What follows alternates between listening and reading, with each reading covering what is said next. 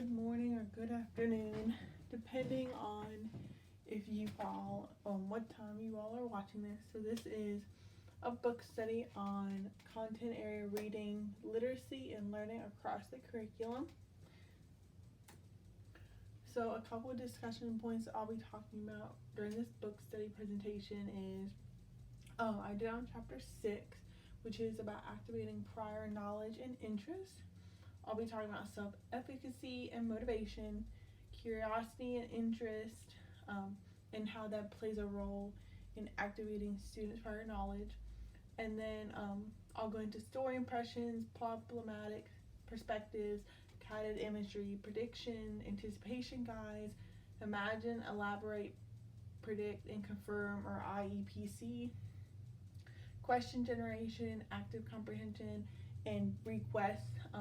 All of those are different strategies to activate students' interest in prior knowledge. So just a little introduction to chapters, what chapter 6 is about. One of the main things the author talks about are passive readers and the reading process. So they see the reading process as something mysterious and kind of unknown. So the author recommends to take the mysteriousness out of the reading process is to generate students' interest on what they're reading. So this can be done by on like the first day of school, and you could give the students a little quiz and just ask them about their interest, or you can take the mystery out by convincing them that they know more about the subject that you're looking at than they think they do. Sometimes students are scared to answer or raise their hand because they don't think they're aware of the topic. Help them connect with what they know to the text. So, maybe go around and ask them, say, hey, like, what are your ideas? And then somehow kind of connect that to the text of what they're talking about to boost their confidence. And then making the students aware of the strategies they need in order to construct meaning of the text. So this has to do a lot with like the strategies that the chapter talks about later, and just making students aware of those strategies. And then the biggest challenge, it talks about a challenge for content area teachers. So a lot of times the students know what they're supposed to do and they know how to read, they simply don't want to do it. So to help with this, teachers need to create conditions that allow students to read effectively. Again, we'll talk about that. And also motivate them to want to read purposely, which we'll also talk about that. So self-efficacy and motivation.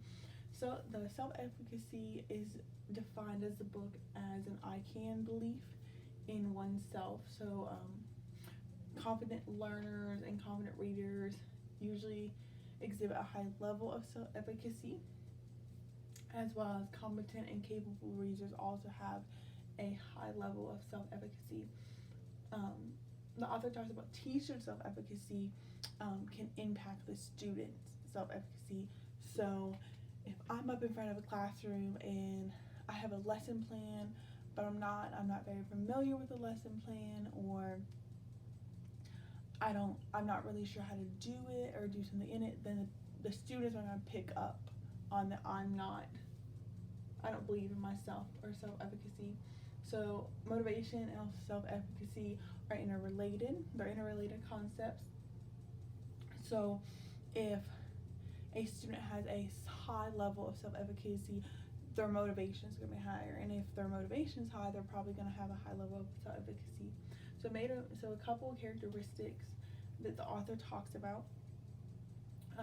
Motivated readers are the level they feel they have some level of control when they read, whereas non-motivated readers, they don't feel like they have any control on if they're going to succeed with the reading task. Motivated readers also apply strategies in order to make complex reading tasks more manageable, and they have a high level of engagement with the reading experiences, such as they're making connections with the text, they are highlighting, they are commenting, they're interacting with the text instead of just reading it. So motivating the students. So to motivate students, you need to increase when the text is relevant to their lives. So any connection that you can make with the students in their lives with the text, that's going to motivate them, because students feel more motivated if it relates to them. If it doesn't relate to me, then why would I want to read it? So and then motivating students, you gotta be capable of generating creditable responses to their reading. So this includes involving them with the text, getting them to react and to question. And then also motivating students, you got a relevant curriculum, engaging instructional strategies, and a school culture to foster wide reading. So not just having, and it talks about the text, not having just a textbook and the same books over and over. You need to incorporate different styles of text, different text genres. So you need, include those comics, graphic novels, documents, sports statistics, nonfiction, a wide variety of text for students to generate their interest. Teachers who understand their students' background, prior knowledge, interests, and motivations are more likely to make connections that adolescents crave. So I'm a teacher, and I don't have any other books in my classroom except textbooks and class books that we read together. And the students aren't going to be very excited to be in my class. I don't, versus if I'm a teacher that I have comics and graphic novels and nonfiction and fiction of all different genres, they're going to be more likely to make connections to those books than just. And then conceptual conflicts are the key to creating motivational conditions in the classroom. So curiosity and interest. Curiosity gives students the chance to consider what they already know. For example, if we are talking about rocks for science, and we go outside to explore different rocks, and we've already talked about the different kinds of rock. We talked about metamorphic, we've talked about sedentary, we've already talked about, and I tell the students, go home and go grab some rock, bring a couple rocks back to school. They're going to be curious because they already kind of know a little bit in different types of rocks. They're going to be curious, what rocks did I find? Why is this rock this one? Things like that. Curiosity and interest also raise questions they can answer thoroughly through reading. And then pre-reading strategies can actually serve students' curiosity and connect their prior knowledge to the new knowledge they're already learned. So, and we're talking about these pre-reading strategies. So one of these strategies to address students' interest are story impressions. So the author is talking about it arouses students' curiosity. What it actually is you're using clues associated with the setting, the characters, and events to assist the students in writing their own story prior to reading. So you use clue words that are going to be sequenced by arrows or lines to form a descriptive chain. And then the students are going to write their story prediction and then compare their story guess to what actually happens in the story. So over here I have an example of what it's going to look like. So for this story impression, it's going to be the Gruffalo's child story. So basically what they've done is they've listed some words and a couple words there, and the students are going to use those words to write their own story of what they think is going to happen. So that would be an example of a story impression. The next strategy the authors talk about are problematics perspectives. So to create a problematic perspective, you provide time to discuss the problem, time to raise questions, and seek possible solutions before reading. And then you assign the reading materials that will help lead to this resolution and conceptual development. So basically, it's gonna be really in science. So you can do it in any area that you can. So you're going to give them a problem, and then you're going to develop different questions about the problem, like, what are we going to do? How are we going to do it? What do we need to do it? All aspects, and then you're going to seek questions to solve that problem, and then you're going to assign the reading material that's going to address that problem. And by doing this is by creating a role for the students is going to get them more into reading. So assigning the roles, and then they're going to find themselves solving the problem that forces them to use their knowledge. They're not going to have if they don't know the answers to this problem, they don't know how to solve this problem, they're going to be motivated and driven to find the answers. They have to go and look for the answers. So guided imagery is the next strategy the authors discussed. Visualization is an extremely important component for developing comprehension. If a student can sit there and close their eyes while you're reading in class and visually see what's happening, they're going to comprehend more. The benefits are guided imagery builds an experience base for inquiry, discussion, and group work. So as they're sitting there, seeing what's happening as you read it, they're going to be able to discuss it, exploring and stretching concepts, so different concepts that are happening, solving, clarifying problems, exploring history and the future, as well as exploring other lands and worlds. So anything like that. Predictions is the next strategy. Activates thoughts about the content before reading. So these are things like, okay, you read a couple sentences or you read the first chapter. Okay, do we have any predictions? Do we have any predictions of what are going to happen? What do you think is going to happen? Why do you think that? Okay, well, let's read. Let's find out. And, predictions, they have to rely on previous knowledge to develop those predictions. Like, oh, well, why do you predict that? Oh, well, because in the story he did this. So things like that. So predictions are really important. It gets students involved with the text, thinking about using context clues of what they've already read. Anticipation guides. So anticipation guides are a series of statements to which students must respond individually before they read. So this is a pre-reading strategy. The guidelines for a anticipation guide are analyze the material to read, and then write short ideas, declarative statements. Put these statements in a form that elicits anticipation and prediction.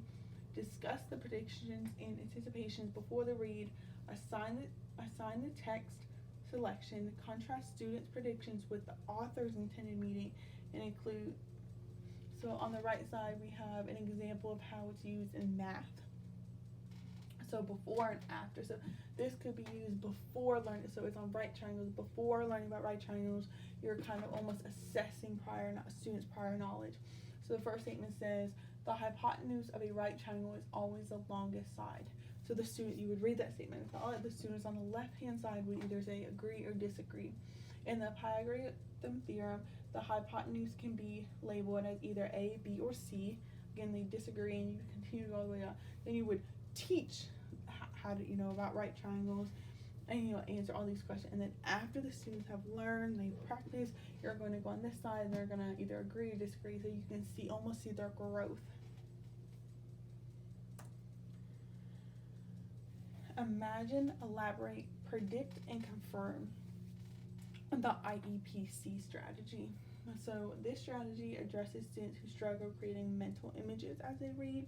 So these are going to be your kinesthetic learners or oral learners, anybody except visual learners. Visual learners are going to be able to sit there and see it happening. So the steps to implement this is you're going to, as a teacher, you're going to select a text passage or introduction to the text that contain content appropriate to developing imagery. So this is going to be something that's very driven on imagery. So this is going to include very descriptive words, and you're going to imagine. So you're going to imagine. You're going to use your five senses, and they're going to imagine what they see. You're going to talk about, okay, what do you see? Do you see anything bright? Do you see anything dull? All right, okay, the eyes. Okay, hear. What do you hear? Do you hear any weather? Do you hear wind? Do you hear rain? Do you hear any animals? And do you smell? Do you smell the ocean? Are you in the ocean? Do you see a pollution? Are you in the city? Where are you? And you touch anything, and you know, you make sure you use your five senses when they're imagined. Elaborate. So you're gonna elaborate on those images you just developed. Okay, I'm on the beach. Oh, okay. What more do you see? What more do you hear? Do you see, smell, hear, touch, anything else? And you're gonna predict. So now that you've seen stuff, you're seeing it, you've elaborated on it. Okay, what do I think is gonna happen next? You can visually see the story going on. You might predict what's gonna happen, and then you're gonna confirm. So confirm, you're gonna compare what's actually happening in the story, to what they're seeing, to see if it actually lines up. And so question generation, this has to do a lot with different question strategies. How are you going to ask questions? How are you going to answer questions when you're working with text? So intentionally select strategies that will engage students. So before the text, you're going to ask and answer questions that will help the students read with a purpose. So if they're going to, if they ask, what do y'all think is going to happen? Who's on the front cover? What do you think he's going to go through? Do you think he's going to go through something dramatic? What's going to happen? Recognize major characteristics of the text. So this is, talk about the main character. Is there a main character? Is he a boy? Is it a girl? Is he older? Is he younger? Start giving them things to start relating to before they read the text. That's going to generate their interest. And then activate prior knowledge. So anything that, okay, do you all have anything?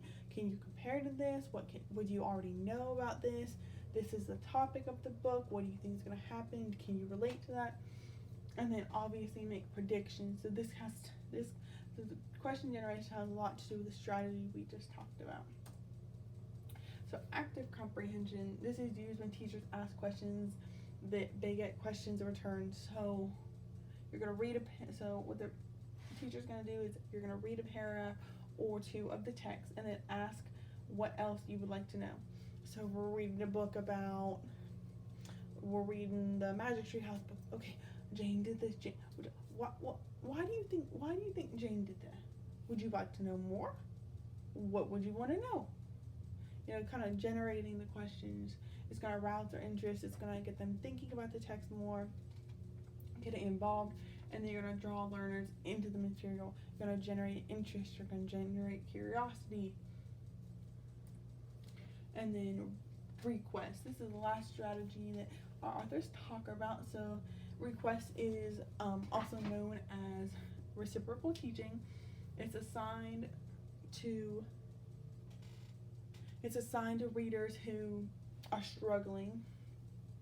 You can either do it, it's meant to be a one-on-one teaching. However, you can definitely do it with the whole class. You can definitely modify it to be with the whole class. So how you implement this is, so both the teacher and the student silently read the same segment of the text. So if you're doing this with the strategy with the class, you can have a class copy of the text, and you're gonna sit there and read, whatever the first chapter yourself, and they're gonna sit there and read the first chapter themselves silently. Then the teacher closes the book, and the students are gonna actually question the teacher about the text.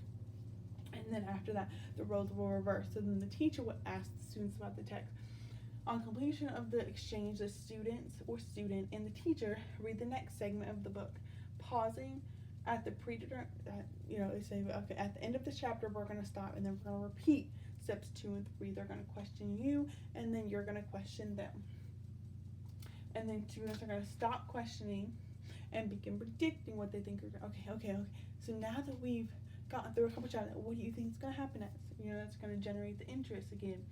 Students are then going to be assigned the remaining portion of the text to read independently. So, okay, we've gone through chapters 1 through 5, and there's 8 chapters. Okay, guys, I want you to read the next 3 chapters on your own. We're not going to question. We're just going to keep rolling. We're just going to read independently. You're going to be reading, and I'll be up here reading as well. Okay, so then the teacher facilitates a follow-up discussion. So once we've completed the chapter. Yes, everyone's completed. Okay, give them enough time to finish reading, and when they're finished, you're gonna discuss it. You're gonna use some of those same strategy whenever you're gonna question them. They're gonna are they gonna question you? When get the interest rolling, and things like that. So those are all the strategies that were talked about in this book study, content area, reading, literacy, and learning across the curriculum. I really enjoyed reading the chapter. I think it was very easy to read. I also liked the layout. I thought the layout was really good. Let's see if I can pull up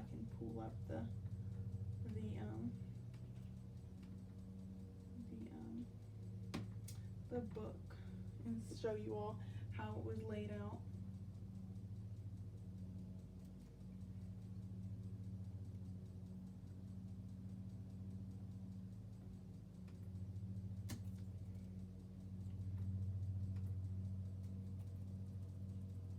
Alright, so this is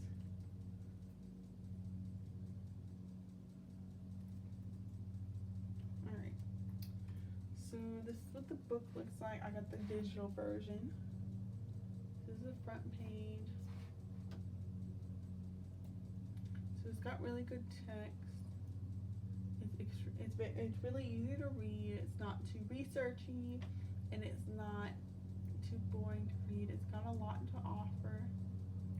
So yeah, but I hope this presentation was great for you all, and I hope you all stay safe and healthy. Have a great day.